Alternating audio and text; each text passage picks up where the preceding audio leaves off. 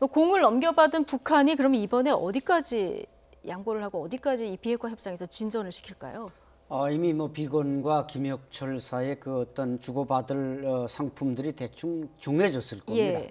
근데 지금 제가 보건대 트럼프는 이제 비즈니스 통치를 하고 예. 김정은 위원장은 통치 비즈니스를 하고 있습니다. 그러다 예. 보니까 서로 어떻게 보면 주고받을 때 대해서 일맥상통하고 있고 합의점을 찾고 있다. 그래서 아까 말씀하신 대로 이제 느슨하게 미국은 가겠다는 게 결국 대선 퍼즐의 비핵화를 딱 맞춰놓은 겁니다. 벌써. 대선 퍼즐에 맞춰놓은 거다. 대선 퍼즐에 예. 맞춰놨기 때문에 북한으로서는 이번에 제가 볼 땐 미국에 줄 수 있는 게 영변 핵시설에 대한 전면 사찰이나 사찰. 예, 예. 2007년에 그 어떤 이게 냉각탑을 폭파시키는 거와 같은 그런 뭔가 행동을 보여줄 가능성은 있습니다. 예. 그러나 그 이상의 무슨 시간표, 핵 프로그램 시간표를 핵 리스트를 제출하는 것까지는 북한이 아마 양보하지 않을 것이다.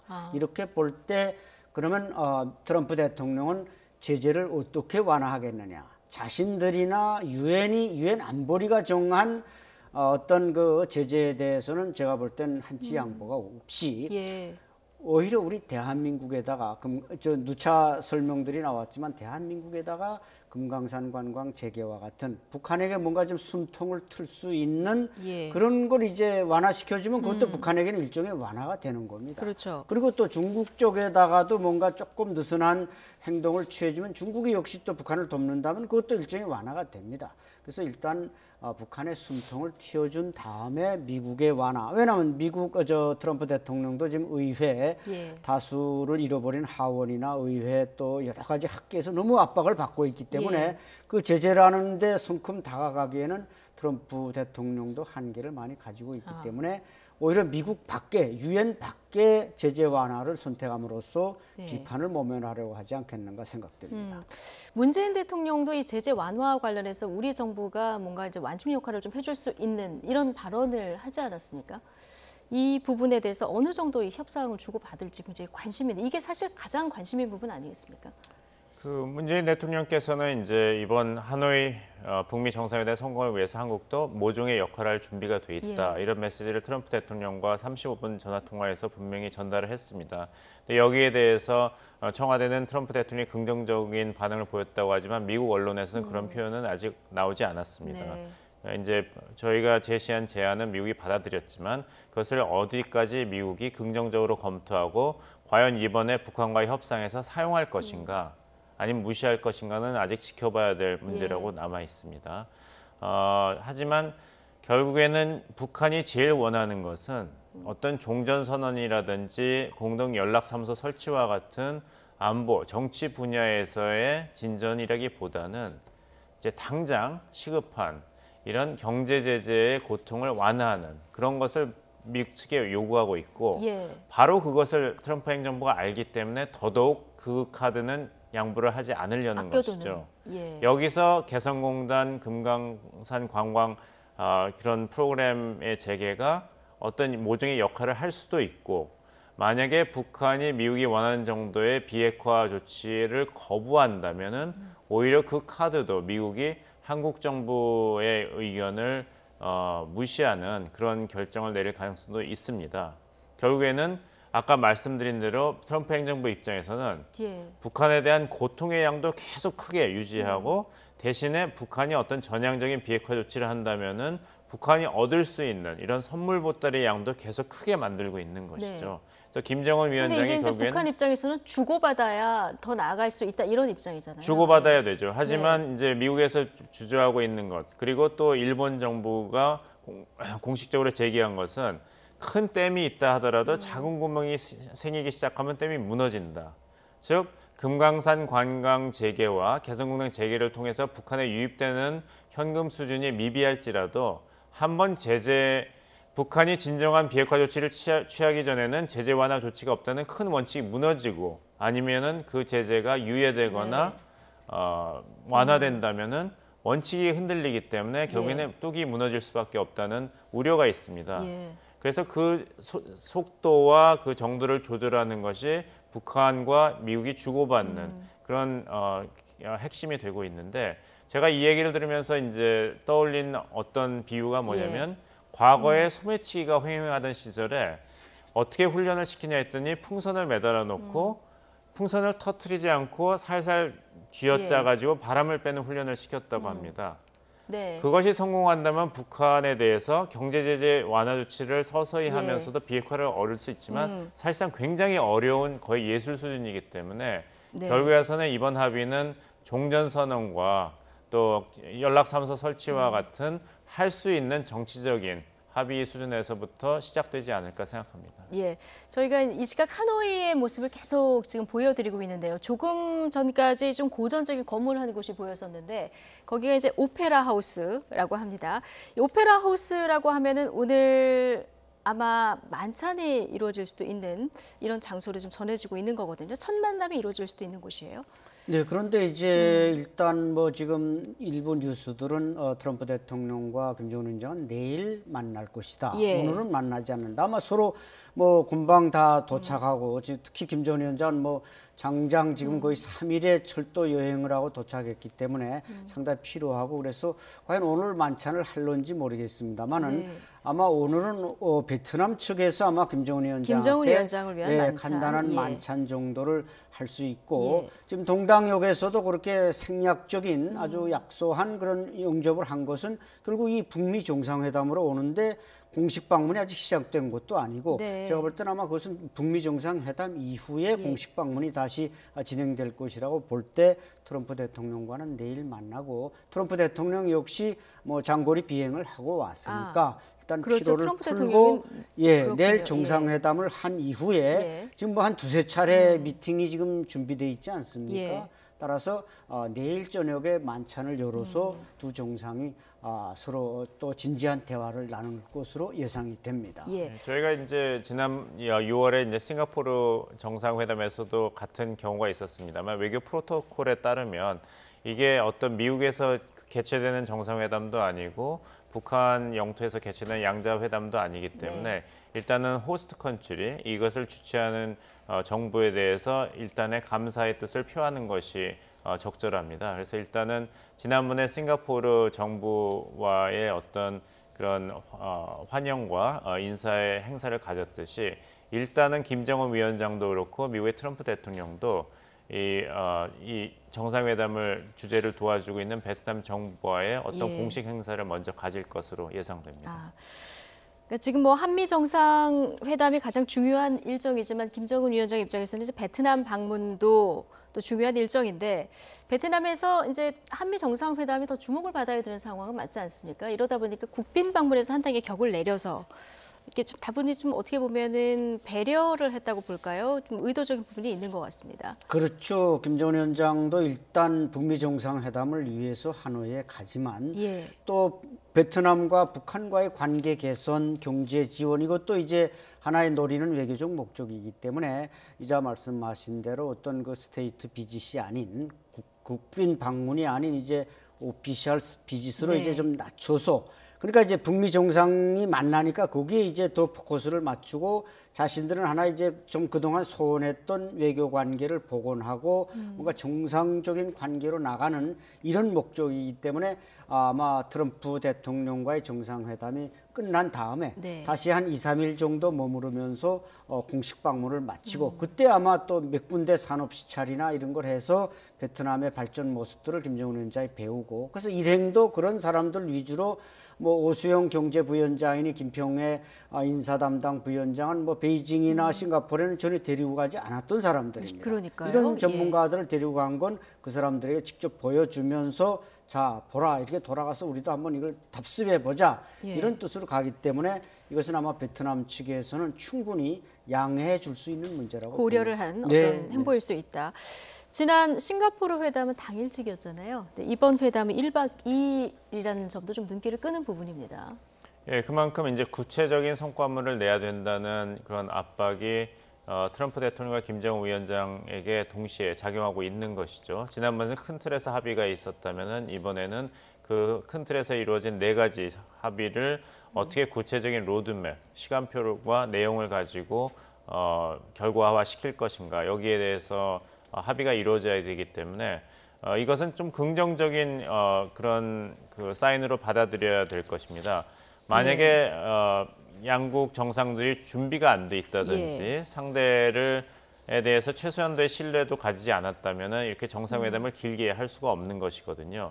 정상회담을 길게 하고 여러 차례 만남의 기회를 마련했다는 것은 결과를 내겠다, 결과를 내고 싶다는 의중이 반영된 것으로 이번에는 보입니다. 뭔가 좀 이번에는 시간이 걸리더라도 예. 뭐 끝장 토론이란 말도 있지만 네. 한번 끝까지 이야기를 해보겠다. 시간에 쫓겨서 그냥 큰 원칙에만 합의를 하고 자리를 뜨는 그런 일을 반복해서는 안 되겠다는 상호 합의가 반영된 것으로 보이기 때문에 여러 차례 회담을 이 예정돼 있다는 것을 부정적으로 볼 것이 아니라 그만큼 실질적인 결과를 하나라도 더 도출해내겠다는 의지의 반영으로 보는 것이 더 타당하지 않을까 생각합니다. 그러니까 뭐 단독 회담, 확대 회담 뭐 해서 지난번보다는 조금 만남이 많을 것이다. 지난번에는 기억하시겠습니다만은 트럼프 대통령 혼자 70분 동안 기자회견을 했거든요. 그렇죠. 김정은 위원장은 그 회담이 끝나고 바로 떠나지는 않았지만 그런 그 회담장이 없었습니다. 그래서 이것이 과연 어디까지 합의가 되었는가에 대해서는 언론 측에서도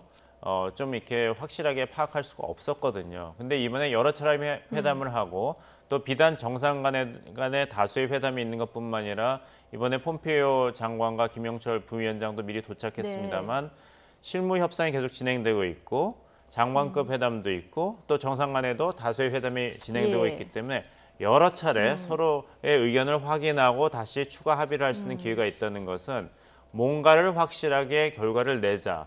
이런 합의가 있는 것이 아닌가 이렇게 생각합니다. 사실 1차 북미 정상회담 때 합의된 내용을 보면은 새로운 관계 수립, 한반도 평화 정착, 완전한 비핵화, 한반도 번영 뭐 등등 그리고 뭐 미군 유해 송환 이렇게 해서 뭔가 좀 구체적이라기보다는 총론적인 입장이었거든요. 이거보다는 이번에 한 발 더 나가야 된다. 여기에 양국 정상이 좀 견해를 모으고 있다. 이렇게 볼 수 있다는 거죠. 언론계에 계시니까 잘 아시겠습니다만 그래서 4가지 항이 발표됐을 때 기자분들은 다 이렇게 말을 안 하시고 이게 전부냐.